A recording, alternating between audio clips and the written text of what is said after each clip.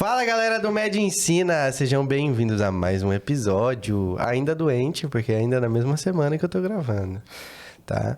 Gente, fico feliz demais de vocês estarem gostando dos episódios que a gente tá gravando, é muito amor que a gente recebe no Instagram, a gente fica muito feliz, cada mensagem de vocês, principalmente torcendo por nós que somos estudantes, você que é estudante também, que tá aqui seguindo a gente, muito obrigado por assistir. Toda quarta-feira nós aí no Spotify, no YouTube, no Deezer. Como vocês já sabem que sempre tá aí. Dá o like, sou chato, eu sei que sou chato, mas dá um like aí pra ver se vocês estão gostando ou não. Você pode dar os like? Até pode, mas eu vou ficar um pouco triste. Mas se você quiser dar o like, eu vou ficar bem feliz, vai me dar bem ânimo pra continuar gravando pra vocês esses conteúdos, tá bom? Pra vocês que não me conhecem, eu sou o Arthur, já deveria me conhecer. Quiser me seguir no Instagram também, vai estar meu Instagram aí pra seguir. Segue a gente no Instagram. O Med Ensina, me segue também. Então, quiser compartilhar aí com os amigos, sempre vai estar lá os Reels, os cortes. Meio resumido, mais ou menos, de como foi esse episódio completo pra vocês, tá? Comenta aqui embaixo o que vocês estão achando, se vocês têm ideia. Se vocês querem que eu traga algum doutor em específico, alguma especialidade em específico, a gente tá aqui pra isso. Então, manda mensagem pra gente, tá bom? Lembrando, pela última vez e pela primeira vez, nosso patrocinador, Dr. Jorge Soto. Segue ele aí no Instagram, vai aparecer pra vocês aí. Você que quer ficar bonitinho, igual eu sou bonitinho, mas não tanto lá, dá pra ficar mais bonitinho ainda, porque ele é cirurgião plástico, né, gente? Então, quem quiser, dá uma olhadinha lá, segue ele no Instagram, dá uma olhada lá no trabalho dele, porque é bem legal, tá bom?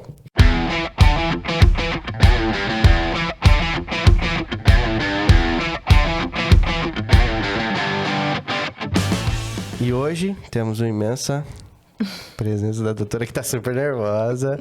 Doutora Betânia, seja muito bem-vinda. Bom dia. Bom dia. Gente, acordamos agora. Eu tô aqui com os olhinhos assim, ó, morrendo de sono ainda, mas estamos gravando. Doutora, se apresente pra galera. Fala quem é você um pouquinho. Eu sou a Betânia, sou médica infectologista, né? Atualmente agora eu tô aqui em Foz do Iguaçu. Agradeço muito pelo convite. A gente que agradece. Sempre é muito legal a gente poder falar um pouco mais da infectologia, levar pro pessoal, que eu sou apaixonada pela minha especialidade, né? Quem não eu sempre falo que a infectologia é uma das especialidades mais importantes aí que a gente tem aí no mundo. E é isso, gente. A gente sempre vai continuar aí trazendo esse conteúdo pra vocês. Eu espero que você goste de estar aqui conosco. Dei um fake... Dei um fake aperto de mão. Agora podemos apertar das mãos, agora né? pode, Antigamente tinha que ser só assim, só no soquinho e de longe. Aquele distanciamento. Aqui já tá quase, né? Naquela época ainda dava. Né? Mas é isso. Gente, a gente vai falar hoje um pouco sobre a especialidade da doutora, mas eu quero que você comece falando pra mim e me contando, porque a gente tá se conhecendo hoje, Sim. basicamente. Como é que é, doutora, pra você, como é que foi pra você fazer medicina e escolher essa área da medicina? Porque antes de infectologia, eu sei que às vezes, não sei se muitos doutores que vêm aqui, às vezes surge no meio do nada, no meio da carreira, e às vezes a pessoa já entrou apaixonada, já queria isso e tal. Como é que foi pra você isso? Bom, primeiro foi um desafio eu me ver como médica. Eu acho que tudo na vida a gente começa se vendo. Então, assim, eu tenho um sonho, eu faço essa projeção e coloco metas e vou à luta. Gosto muito de trabalhar com metas. E quando eu tava ali com 20 anos, que eu me lembro até hoje, assim, que foi no meu aniversário, aí eu ainda tava naquela, assim, trabalhando, querendo, assim, me encontrar. Desde pequena já tinha, às vezes, eu falava assim, eu quero ser médica, eu tocava violino, né? Assim, quero ser música, quero ser isso, queria ser mil coisas. E minha mãe sempre também me empurrava muito pro lado da arte, né? Minha mãe é professora de artes. E aí, com 20 anos, meu aniversário, meu pai falou, e aí? Paguei escola a vida inteira. 20 anos? Tava com 20 anos. Então foi E eu tarde, acho que, na verdade, a nossa profissão acaba sendo quase como se fosse um parceiro de vida, né? Então, você não deixaria seu filho casar com 16, 15, 16, né? Porque é um investimento muito grande. Você investe muito tempo, né? O tempo nosso é valioso. Então, você tem que estar realmente muito decidido, ainda mais para a medicina, porque a gente acaba abrindo mão de muitas coisas, né? Então, foram noites em claro, né? Desde que eu decidi, falei assim, pai, eu acho que é medicina mesmo que eu quero, né? Eu passei conversei com vários profissionais, fui em alguns locais, assim, de trabalho, assim, pra ver em loco como que era, né? Tinha até a mãe de uma amiga minha que trabalhava lá naquela época no HU, né? Que eu sou de Londrina. E ela me deixou ir lá conhecer. Eu fui numas unidades básicas de saúde, que eu tava em dúvida. Será que seria fisioterapia, psicologia? Eu sabia que eu queria ir mais pra área da saúde. Isso tudo antes da medicina, então? Antes. Aí você foi fazer uns testes, fazer assim, uns estágios pra ver se minha mãe me levava pra fazer aqueles testes vocacionais, né? Uhum. Aí, às vezes, cada um dava uma coisa. Eu falava, meu Deus. Na minha época, tinha o guia do estudante. Eu amava aquele guia do estudante. Eu nunca fiz teste vocacional, mas eu fiz aqueles da internet. Sim. Mas ir no lugar pra fazer um teste vocacional, eu nunca fiz. Aqui eu não tinha tanto assim na internet. Sou um pouco mais velhinha. Não vamos falar desse assunto, Não. esse assunto é um pouco delicado. Mas, realmente, antes não... Eu tinha o guia do estudante, a gente via, fazia alguns testes, e enfim. Mas acho que nada como você conversar daí com profissionais da área, né? Você pensar como que vai ser o seu dia a dia e aí você acabar escolhendo a profissão. Mas, realmente, a escolha da profissão, eu coloco assim como se fosse a escolha, às vezes, de um parceiro, né? De vida. Porque realmente são... Às vezes, não, mas eu mudo de profissão, mas tudo isso daí depois tem um peso, um encargo, então é uma escolha realmente difícil. Você fez cursinho? Fiz 3 anos de cursinho. 3 anos de cursinho. Galera do cursinho, não desiste, dá pra ir, né? Um pouco assim, eu fiquei, na verdade, 3 anos e meio, assim, fiquei um tempo ali só estudando em casa, mas assim que eu realmente sentei ali e foram... E como é que foi? Principalmente, eu não sei se você lembra tanto, assim, da parte da época do cursinho, mas como é que foi pra você dessa época do cursinho? Porque pra todo mundo é meio ruim, daí... Né? É ruim, mas assim, eu tive muitos bons amigos que eu tenho até hoje contato com eles, né? Alguns passaram, outros não, mas assim, eu tenho... A maioria acabou passando, porque um dava muita força pro outro, sim, né? Isso é importante. E isso. Então, você tá rodeado com pessoas ali que querem mais ou menos as mesmas coisas, têm os mesmos interesses que você quer, né? Então... minha rotina era basicamente acordava, né, ia pro cursinho, ficava às vezes o dia inteiro lá, acabava almoçando lá muitas vezes, né, chegava em casa, às vezes já no caminho, né, de casa, do cursinho para casa, eu sempre ia lendo um livro ali. Sempre gostei muito de ler, né? Mas eu ia já vendo, muitas vezes, o livro, já que estava na lista do vestibular, né? E chegava em casa e às vezes, eu fazia as tarefas que tinha do dia, né? Os exercícios. E eu sempre dava uma olhada também o que ia ser do dia seguinte. Para eu já dar não chegar de paraquedas, né? Já chegar antes, eu dava uma olhada, assim, mais ou menos do tema que ia ser do dia, pra já chegar, assim, às vezes, pra tirar alguma dúvida, alguma coisa. Porque eu lembro também, na época do cursinho, eu fazia umas coisas assim, tipo, era meio triste, às vezes você tava mais um ano de cursinho. Então, eu assistia bastante vídeo da galera, assim, que já fazia medicina. A galera que posta, assim, sabe? Rotina. Aí eles já eram estudantes e eles postavam a rotina deles indo pra faculdade, essas coisas. Isso eram umas coisinhas, assim, pequenas, é claro, mas me motivava, assim, era legal, né? Era consumir esse tipo de coisa. Ficava se imaginando lá. Como não? Então, por isso que eu acredito, né? A projeção, você se ver ali, né? Antes de tudo, né? O sonho, né? Começa ali, eu acredito muito em sonhos, assim. Você começa ali, você se imagina ali, você faz toda essa projeção e aí você vai atrás. E esse glamour, basicamente, ele se perde depois que você começa a fazer medicina, né? Desculpa. Que é basicamente assim... O primeiro jaleco. Nossa, meu Deus, como eu queria tirar foto de jaleco.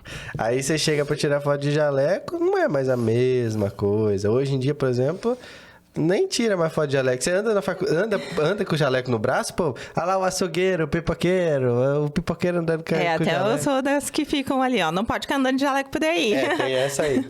Gente, eu acho que eu só comprei um jaleco na vida, o resto tudo eu ganhei. Ô, louco, doutor. Mas da faculdade dava jaleco? Porque daí eu comprei o do kit calouro. E acho que só. Aí depois veio o jaleco que era... alguém me dava, assim. Ganhava o jaleco dos outros. Aí a gente começa a trabalhar, né? Entra num serviço e ganha o jaleco lá. Nossa, de Curitiba, fiz coleção. Jaleco. Doutora, e daí quando você entrou na parte da medicina? Assim, foi realmente tudo que você esperava quando você chegou assim? Foi. Bom, daí, né, meus pais, né, falavam assim, bom, se é isso que você quer, você tem que correr atrás, você se vira, basicamente. Eles ficavam assim com medo, né, com receio, falavam, ai, Betânia, qualquer coisa, a gente tenta uma particular, a gente tenta dar um jeito, mas assim, eu sabia que meus pais não tinham condições, né? Então, ainda mais que eu teria que morar em outra cidade, porque na época, eu acho que eu tinha uns 5 faculdades aqui no Paraná. Então, realmente era muito pouco. Então, era uma competição muito grande. Então, era assim, a gente tinha que ter realmente... Eu tinha, às vezes, uma pressão até psicológica enorme, né? Então, cada vez, assim, saía a lista. Às vezes, era 100 e tantos, 150, sei lá quanto que era por um, né? Mas aí, às vezes, isso assusta, né? E na verdade, eu até falava assim, já naquela época, eu falava assim, não, a maior competição é comigo mesmo, porque é difícil a gente ver todos os nossos amigos ali com 20, aí alguns já tinham entrado na faculdade, já estavam em outro estilo, né? Estavam numa outra época, assim, da vida, e a gente lá, sabadão à noite, estudando. E também tem aquela, tipo assim, às vezes você faz um amigo no cursinho, a amizade de cursinho é um pouco complicada, ou você leva pro resto da vida, ou uma pessoa que você faz muita amizade, e aí ela passa e você fica. Aí, não, mas dói. Tem. Mas eu sabia que... Aí você fala... E aí tem esses amigos que falam assim, cara, vale a pena, continua, né? E aí depois passa e fica todo mundo na mesma faculdade, às vezes, ou não. Mas enfim, a gente vira... Mas é um vazio, né? Aqueles primeiros dias de aula que você vai se acostumando, que aquela pessoa que sentava com você, que ia no intervalo com você, do negócio, não tá mais junto com você. Sim. Mas tem que ter força, gente. É um momento passageiro, né? Sim. E você tem que pensar assim, não, só mais esse ano, ou assim, mais um... Que bom, eu pensava assim, ficava sempre pensando assim, o lado bom, né? Bom, é ruim ter que fazer cursinho, mas assim, que bom que eu tenho essa oportunidade. Né? Eu consegui, por exemplo, às vezes ia lá, eu sempre estudava com bolsa, né? Meia bolsa. Então, foi assim, eu consegui, tem gente que tá apostando em mim, então... eu tenho que fazer dar conta, né? Mas a primeira pessoa que tem que acreditar é você em você mesmo. Então, quando a gente olha ali, tem 190 por um. O seu principal competidor é você mesmo, né? Então, e quem tem que fazer acreditar é você. Não adianta a sua mãe, todo mundo ficar lá e é isso aí, filho, você vai ser isso. Se você não vai lá e você não fazer ou por onde, né? Eles te apoiaram bastante, seus pais? No começo eles ficaram assim, você tem certeza? Aí depois eles, não, filha, vamos. E é isso, os pais são sempre os grandes incentivadores, né? Meu pai tem todos os vídeos aqui, é foto... Eu mando foto pra ele, às vezes ele se dá uma enganadinha, assim. Eu mando uma foto pra ele, pai, assim, olha, onde você tá? Aí eu coloco, tô na aula, às vezes eu tô de jaleco, porque às vezes tem uma aula que tem que estar de jaleco. Aí ele, às vezes, me encaminha a foto que eu mandei pra ele. Por quê? Porque ele tá pega encaminhando mesmo pros encaminha outros pros ali. outros. Minha mãe também é igual. Ele pega as mensagens que os outros mandam pra responder nessas fotos que ele manda e manda pra mim de novo, só pra eu ver como é que eram as mensagens. Mas é assim, ele já tá arranjando emprego pra mim, ele tá atrás de arranjar emprego pra mim, eu nem me formei, mas ele tá lá. Sim. Não, aqui ó, não sei quem conhece não sei quem, que conhece não sei quem, que vai Vai dar arranjar emprego pra você. É. Mas a minha mãe, ela tinha um sonho muito grande que eu fosse algum artista, assim, de alguma área da arte, né? Então, eu comecei a tocar violino, música, né? Entrei com 4 anos, então, violino, fiz todo um... Violino é muito lindo, né? e aí artes também. Podia ter trazido o violino pra tomar palhinha. Eu tenho aqui, ó. Tô brincando. E artes também, eu fiz estágio lá com... Até foi professora dela na UEL também. E essa professora que chegou pra minha mãe e falou assim, Fátima, deixa sua filha seguir o trilho dela, né? O que ela quer. Deixa ela fazer essa escolha. Ai, mas acho que ela vai... Ela tem jeito. Ela falou assim, não. Aquele dia pra minha mãe, ela sempre fala, nossa, eu fiquei assim tão chateada, sentida. Aí ela fala assim, não, mas hoje em dia eu falo, nossa, foi a melhor coisa. Ainda bem que você me desobedeceu. Ainda bem que você não seguiu o que ela queria que você seguisse, né? A gente tem que seguir a nossa intuição, o nosso coração, né? E aí, doutora, você teve... Como é que foi esse negócio? Começou a faculdade e tal. Aí, onde você fez a faculdade mesmo? Lá lá em Londrina, na Universidade Estadual de Londrina. Na UEL, todo mundo... Meu pai falava assim, a gente mora aqui do lado, você tem que fazer aqui, se vira. Eu sou de Campo Mourão, ali do lado. Também fiz o vestibular. Não, mas eu morava bem perto ali da UEL mesmo. Perto da UEL. O negócio era quadras, não era cidades, era quadras. Não, eu fiz vestibular pra tudo você imaginar. Onde tinha vestibular, eu tava fazendo. Só que depois aí eu descobri que o campus, na verdade, lá a gente morava, né? Meus pais tinha casa ali perto do campus. Só que, na verdade, o resto do curso inteiro era do outro lado da cidade, que era no hospital universitário, né? Mas enfim. E rolava tipo um negócio meio bolha. Por exemplo, tá lá eles não querendo que você também saia de perto deles, assim, pra ir morar. Não só a parte financeira, mas essa parte tipo, eu não quero que elas vá morar Sim, porque eu era a sozinha. única filha, mulher, né? Então, eles tinham com certeza essa proteção, né? Daí eles falavam, não, fica aqui, tenta passar aqui, enfim. Bom, ainda bem que você conseguiu, porque né, é complicado conseguir agora. Hoje, ultimamente, é difícil você conseguir fazer faculdade muito próximo da tua família.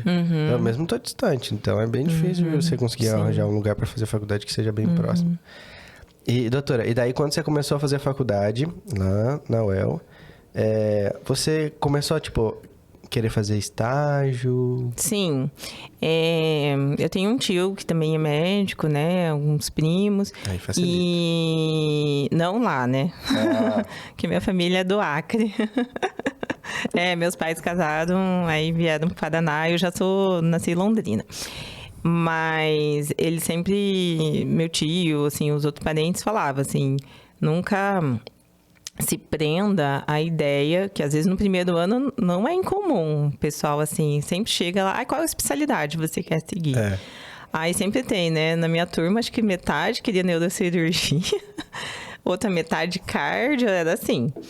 E é muito importante, eu acho muito importante a gente passar por todas as especialidades, porque antes de tudo você é médico. Então, você tem que ter uma boa formação como um generalista, né? E até para servir como base para a sua especialidade também. Que nem eu, como infecto, acabo vendo desde bebezinho neonatal, né? Pré-termo. Cardiopata. Sim. Até como, né? Então, aqueles bebezinhos de 800 gramas, né? 700. E aí também idosos ali, já tive paciente de mais de 100 anos, né? Então, tem toda uma complexidade ali, né? Então, você tem que se permitir, né? Passar por todas as áreas, as grandes áreas principalmente. Então, tem muita gente que entra e já fala, não, eu quero seguir isso porque eu quero...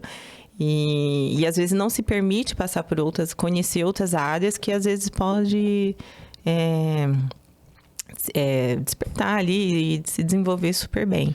Então, eu tinha colegas, assim, que tinham pais, né? Porque eram daquela especialidade que já fazia aquela pressão. Não, né? Você vai herdar a clínica, né? Clínica e realmente, soberana. às vezes, aquela clínica deles. Não, o papai já tá aqui, você vai continuar nessa área, né? E às vezes, realmente, dá super certo. Mas, assim, eu tive colegas também que seguiram outras áreas e deram muito mais certo. Né? Isso é um negócio complicado, né? Escolher a área é um negócio complicado. Doutora, mas ó, igual você estava falando ali, a parte quando a gente entra, a primeira coisa que vai decidir mais ou menos é a parte de anatomia. O povo começa a gostar de coração ali já. Ali é o momento. Começou a anatomia, nossa, que legal. Coração é bomba e é o principal órgão e tudo. Aí todo mundo vira cardiologista. Mas aí depois vai separando mesmo a galera. E nessa época aí, como é que você teve contato com infectologia? Não teve, né? Mas eu já tinha uma quedinha, né? Eu gostava de estudar sobre... Doutora, sua população é muito pouca? Eu não conheço tantos infectologistas. Você é a primeira e única até hoje. Eu tive acredito que eu tive uma boa base, assim, ali na UEL. Tem muitos bons infectologistas, né? Tive a oportunidade também de fazer estágio na CCH de lá, né? Do HU.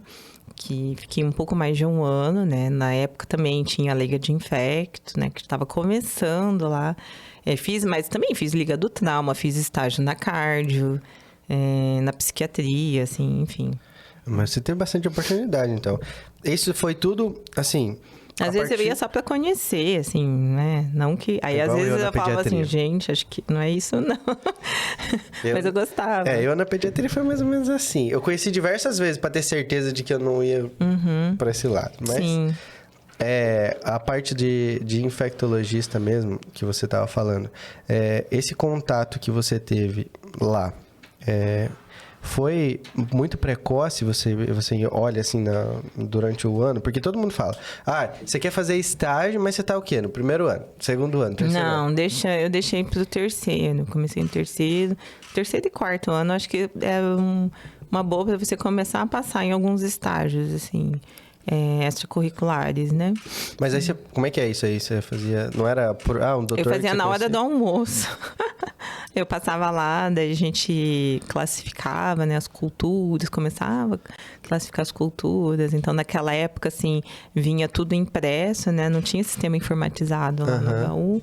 Então, era tudo impresso e a gente ia vendo, esse daqui é um acineto, um VRE, né? Aquelas bactérias. E até... Estava comentando ontem com os residentes que o primeiro caso de KPC surgiu, né? Foi lá comigo. Então, era até um paciente que veio de fora.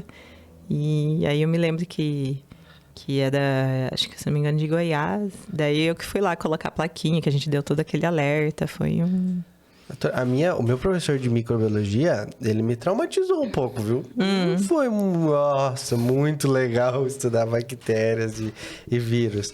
Porque ele exigiu bastante, assim. Por exemplo, eu até lembro, a quantidade o povo, assim, antes da prova, ficava, meu Deus, por que eu preciso saber o ciclo de vida de tal coisa? Por que eu preciso saber se é um amastigoto, um epimastigoto? Sim. Porque ele cobrava bastante, assim, ele foi bem rigoroso nessa cobrança de ciclo de vida, essas coisas. Não, ele tá certo. Porque você é infectologista também, né, doutora? Vamos falar. Pra gente conhecer os nossos inimigos, né? Pra vencer a guerra, a gente tem que conhecer bem os nossos inimigos, Sim. né? Então, né, no Covid, fazia sentido. Às vezes, no começo, ninguém conhecia direito. Então, todo mundo lavava saco de batata frita que comprava no mercado. E aí, depois a gente fala assim, não precisa. Às vezes, são cuidados simples, né? Por exemplo, o vírus morre ali com água e sabão nas mãos, né? Não vai ficar ali, não perdura tanto tempo assim na superfície. Enfim.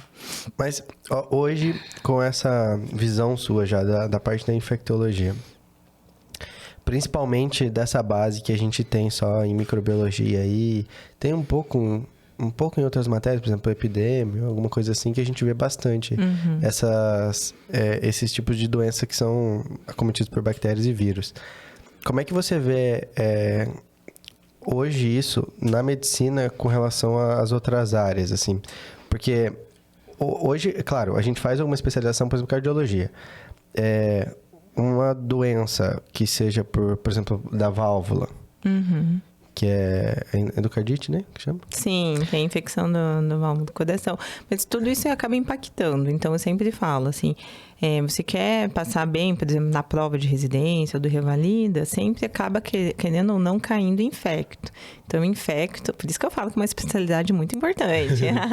Infecto, então, você vai ver na prova da pediatria, vão cobrar sobre vacinas, sobre as infecções, né, virais da infância, né, os exantemas.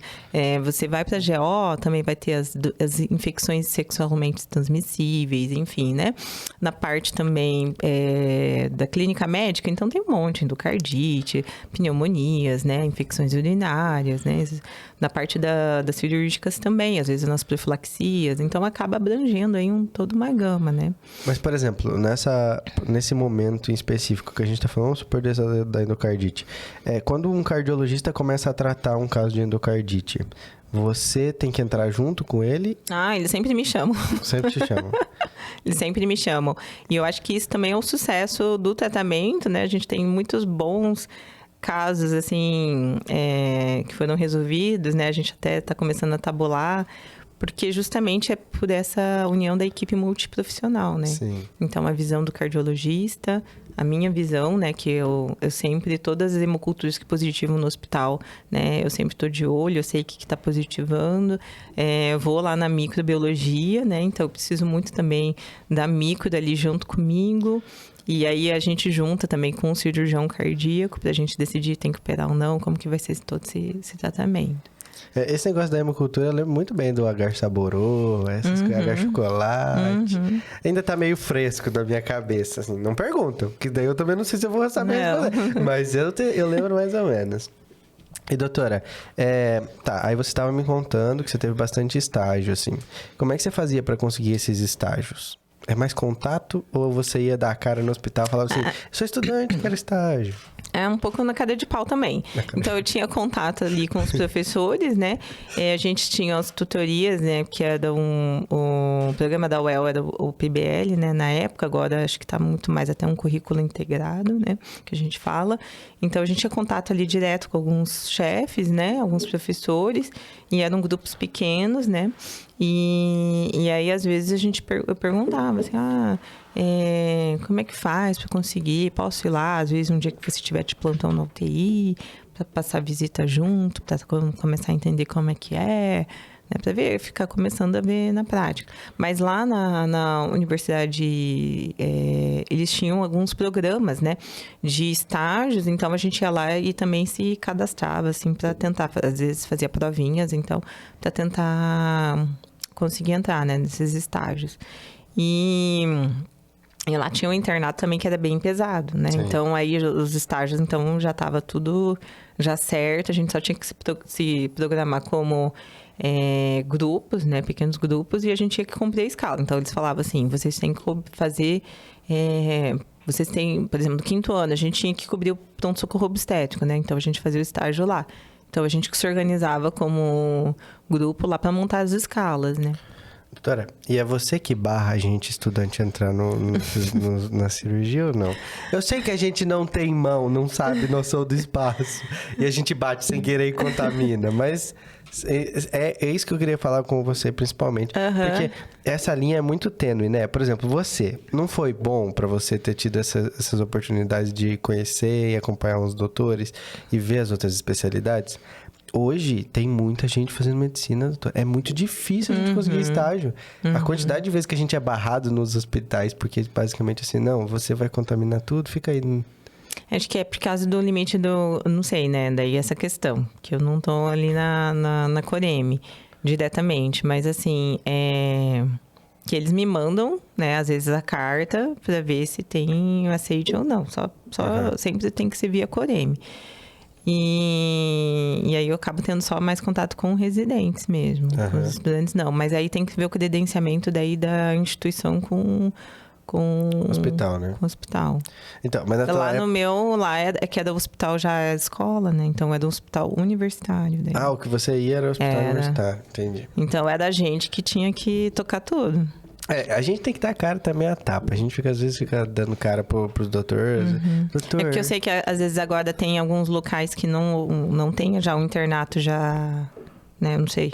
Não, tem o internato, só que... Não, mas já não tem já todo, assim, você vai fazer, por exemplo, lá a gente fazia... É que lá já tinha todas as especialidades, né? Oftalmo, cirurgia cardiovascular, enfim... Não, cirurgia plástica, já passava tudo lá. Não, até tem. No internato tem. O negócio é que, às vezes, nem sempre você tem tanto contato com o que, por exemplo, você quer. Ou, às vezes, você tem tanto contato para dar tempo de você aprender e pegar a mão. Porque, às vezes, a gente não sabe muito, claro. Com certeza. Tá no primeiro, segundo, terceiro, quarto ano. Você não sabe tudo de medicina. Mas chega naquele momento em que você tem pelo menos o contato de assistir alguém fazendo, né? Já Sim. é uma experiência. Mas às vezes a gente faz restrição só de número de pessoas na sala cirúrgica mesmo para evitar um número de infecções. Não, isso tem que ter mesmo. Tem uns caras que eu sei, tem uns caras que é gente boa, que é bom, sim, fica no cantinho da dele, mas tem uns estabanados que às vezes não dá para esquivar. Doutora, outra coisa, me conta um pouco como é que é essa parte da sua residência. Porque quanto tempo como é que funciona, é muito Então, eu fiz em Curitiba, né? São 3 anos, né? Na infectologia. 1 ano ali acaba passando mais clínica médica. Lá a gente passava... no primeiro e no segundo ano, a gente ia revezando. Tanto a parte da enfermaria da infecto, como também rodando entre as especialidades, né? Infecto você faz direto? Ou você tem que fazer Acesso clínica direto. médica? Acesso direto, só que a gente passa pela clínica também no primeiro ano. Então, é que nem neurologia, por exemplo, também. Eles passam... faziam também acesso direto, só que passa num ano ali também clínica médica. E aí, depois, ficam ali os últimos 2 anos, né? Principalmente... Mas, assim, já tinha mescla já. A gente já começava a discutir, por exemplo, HIV já desde o primeiro ano. Porque tinha as aulas que eram... Os encontros lá com os chefes já eram obrigatórios. Então, independente de onde eu estava no estágio, às vezes eu tinha que atravessar Curitiba, né? Que eu estava num outro hospital lá do outro lado. Tinha que atravessar na hora do almoço, rápido. Porque tinha aula lá com o chefe, enfim, né? E aí, depois eu voltava, enfim... Depende onde o estágio que eu estava. Mas aí a gente sempre tinha esse contato, até com o laboratório também desde o primeiro ano, né? Eu dei padinho, gente, desculpa. Doutora, e como é que você fez para você escolher, assim, aonde você ia fazer a sua residência? Foi um pouco meio... Não, eu só fiz uma prova. Foi... Uma das exceções. Foi. Eu já estava trabalhando, né, numa unidade básica. Então, querendo ou não, já... A boa parte da prova ali, a gente que acabava caindo, né? Então, eu consultava desde criança, fazia pré-natal, né? A parte puericultura, pré-natal. Então, isso daí tudo eu já sabia, assim, né? Do meu dia a dia, então, das práticas, né? Mas aí, quando eu falei assim, não, acho que já tá na hora, já tava quase passando da hora já de fazer. Aí eu vi que tinha o programa lá do Nossa Senhora das Graças, né? Que eu queria muito fazer lá com o Dr. Clóvis Arnes, né? Que era um nome, assim, de referência, assim, não... Principalmente pro Paraná, né? Mas, assim, pro resto do Brasil. E aí eu queria muito fazer lá, né? E aí acabei passando, Tentou, passou de primeira. Deu sorte. Quanto tempo você trabalhou antes de fazer essa residência? Fiquei 4 anos. Juntando uma graninha. Doutora, e como é que foi esse primeiro momento que você fez plantão aí? Tipo eu assim... até tinha... Passei logo no que eu terminei, fiz uma prova, só que é lá pra São Paulo, né? E assim, infecto não é tão concorrido, não sei agora, né? Mas não era tão concorrido, não era, assim, difícil de passar. E, só que, assim, aí a gente termina, né? Não tinha carro, não tinha nada. Pra morar em São Paulo. Daí, lá, né, onde é clínica, ali Pinheiro, ali na USP, é tudo muito caro, né? Então, só a bolsa da residência, até tinha programas lá, né, que eles falavam. Tem programas de moradia. Mas, assim, tudo muito difícil. Daí eu falei assim, não, vou ficar longe de todo mundo, né? Ia ter que andar de Mercedes pra um lado e pro outro na cidade. Aí eu tinha feito já concurso, já estavam me chamando. Daí eu falei assim, não, vou trabalhar, vou guardar uma grana. Claro. E às vezes é difícil, porque você se acostuma ali, né? Com aquela rotina, era de segunda a sexta, né? Então, você vai se acostumando, né? Até, né? Vou sair para jantar todo final de semana. E aí, você depois voltar. É justamente por isso que eu tava perguntando. Então, porque... tenham isso também, né? Não, eu vou fazer, vou terminar. Não façam dívidas, né? Porque às vezes tem muito médico que se deslumbra aí. Faz BMW, compra BMW já parcelada no primeiro ano. Não façam isso. A gente tem que ser muito pé no chão, né? Sim. E até a gente tem que ter respeito até pelo nosso tempo que a gente, né? Então, não vejo muito sentido de ficar parcelando coisas, né? A gente até brinca. Nossa, tem gente... médico tal, tem BMW, sei lá. Mas tá lá, não sai do estacionamento do hospital porque vive dando plantão, né? Então, a gente tem que saber investir com sabedoria. Porque esse é um sonho, é uma coisa que a gente quer fazer. Só que também a gente tem que saber que a gente tem vida, família. Sim. Ou uma hora ou outra vai querer ter filho ou não vai, mas tudo bem. Quem não quer ter filho, tá bom. Mas quer ter filho, vai ter que dar um tempo da sua vida pra ele, né? Sim. Tem que saber investir, né? Doutora, e aí você trabalhou então 4 anos, né? 4 anos. E aí, esse momento que você saiu ali da faculdade pra arranjar o primeiro trabalho... É que daí eu já tinha feito concurso, né? Mas você... Aí, sim, antes de eu terminar, eu já tava empregada. Ó, que maravilha! Não, meu Deus do céu! Por que meu pai não deixou fazer algumas coisas? Eu acho que era o violino. O segredo é o violino. Eu não toquei violino. Foi por isso que eu... Doutora, e aí você arranjou, conseguiu fazer o estágio e... O estágio não, o concurso, passou no concurso e foi fazer. Aí, como é que foi? Como é que era pra você trabalhar nesse negócio do concurso? Na unidade básica. Então, aí a gente vai ver como que às vezes a gente tem carência de recursos, né? Porque uma coisa no hospital universitário, pedia hemograma, raio-x, tinha... Às vezes demorava, claro, né? Mas tinha, né? Claro que também não era assim, vou pedir uma tomo. Não, a gente não tinha ressonância lá. Tinha uma tomografia para um hospital ali de super mega complexidade. Então, a gente tinha que saber, assim, muito. Tinha todas as restrições do SUS, né? Nossa, tô olhando o que eles estão fazendo de bobeira ali. Aí, a gente tinha que saber sempre o que pedir, né? Não ficar com o nosso recurso. A gente tinha, porém, não era também, né? A gente não podia fazer extravagâncias, né? Então, pedir demais, né? Não pedir demais, né? Em excesso. Só que lá na unidade básica era muito mais difícil, né? Então, às vezes, eu tinha um paciente que tinha uma suspeita de pneumonia... será que eu começo a tratar? Às vezes eu começava a tratar, pedia o raio-x, eu falava assim, não, ele não tem critério, às vezes, para internar, né? Orientar. Mas a gente tinha os agentes de saúde, que às vezes, aí eu falava assim, vamos ficar de olho, acompanhando esse paciente, né? Eu pedia raio-x, ele ia lá tirar o raio, tinha que autorizar o raio-x, né? Autorizar um hemograma, para daí coletar, agendar a coleta. Então, tudo isso era muito mais demorado. E infectologia tem Mas tinha muita coisa que dava para fazer, tá? Mesmo com recursos escassos, muita coisa a gente conseguia, assim, fazer uma promoção de saúde legal na comunidade, né?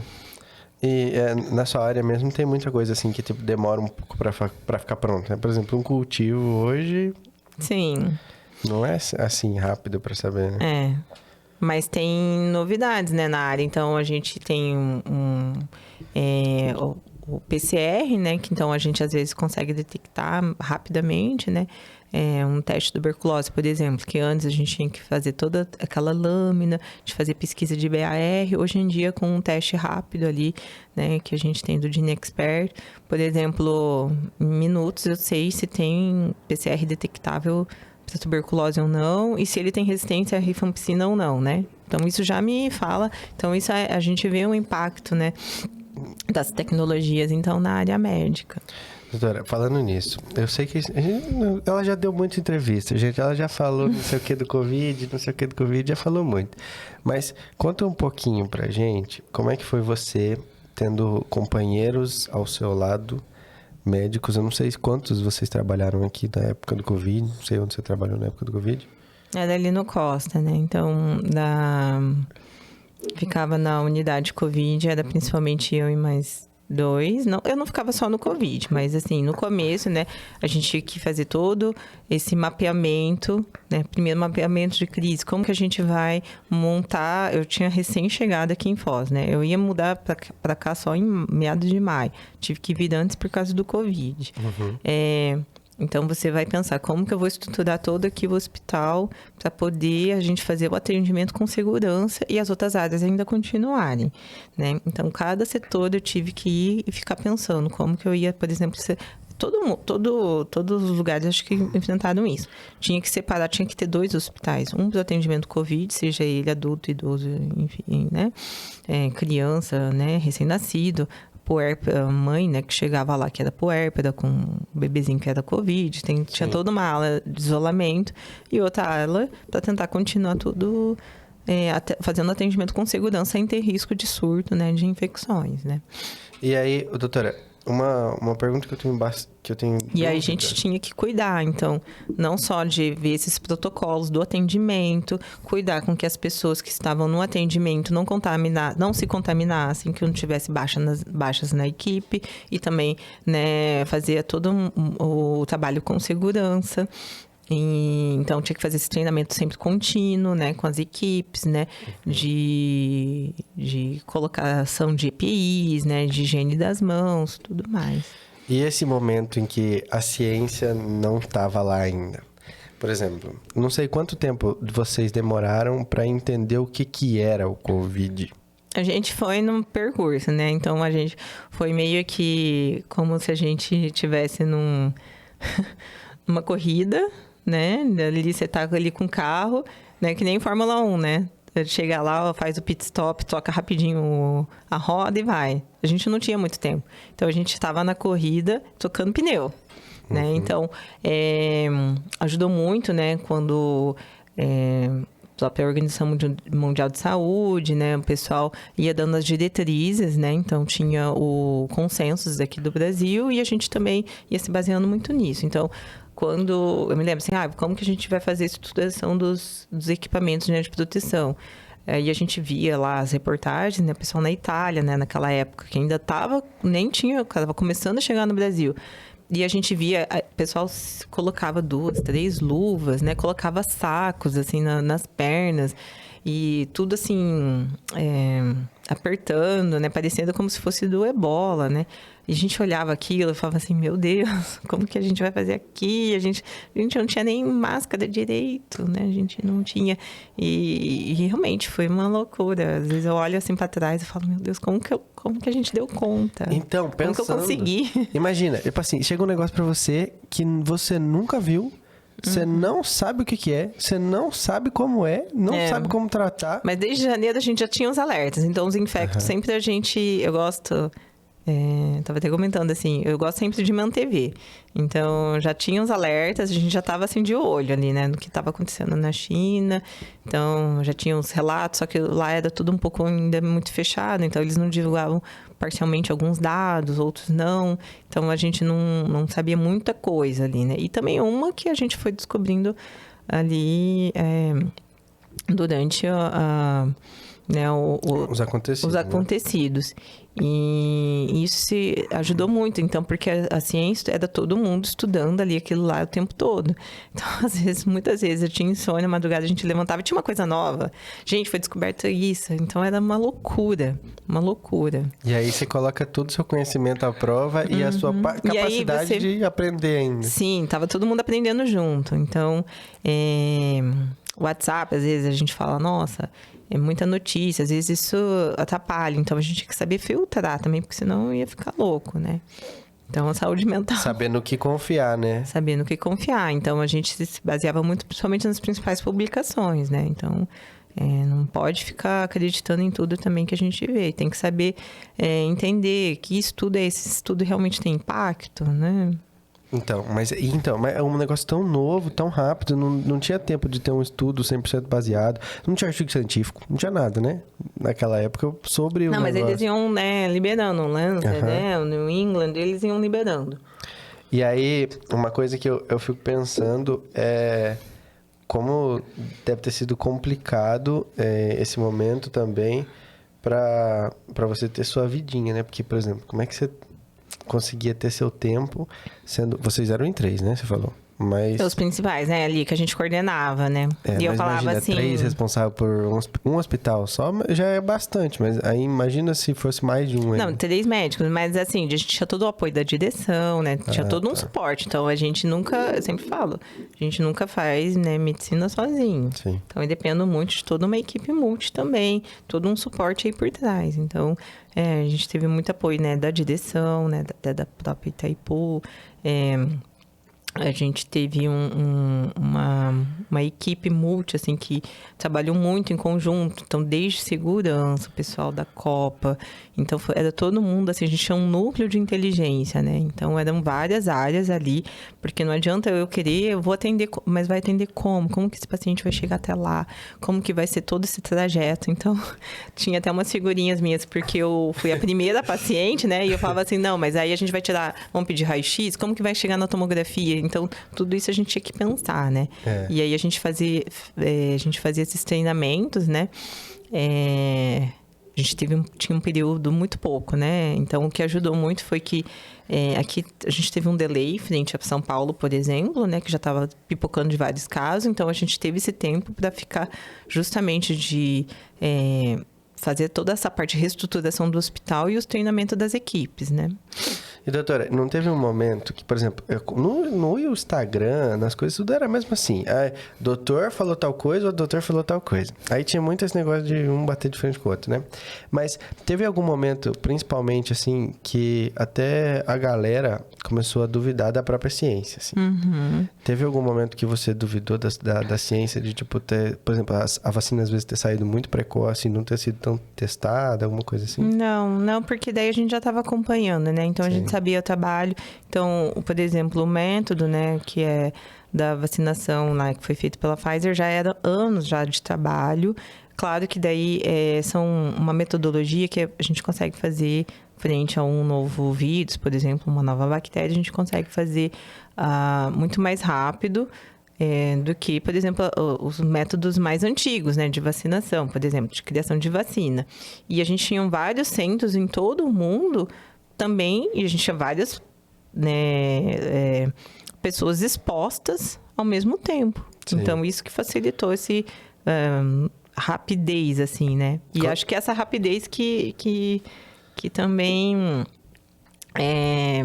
me faz, assim, falar, uau, que coisa boa também, que a gente... Muita gente, tá demorando pra vir essa vacina, quero voltar à minha vida normal. Aí quando chega, não, acho que foi muito rápido. Foi muito rápido, né?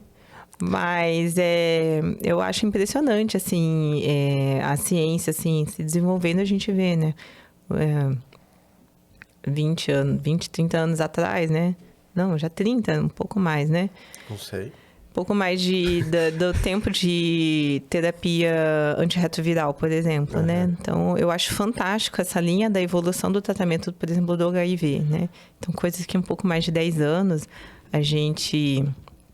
né, alguns pacientes acompanhavam, então tinha muito interação medicamentosa, muito efeito colateral das medicações, e a gente não via, assim, um tratamento tão efetivo, né? E a gente ia acompanhando o paciente, por exemplo,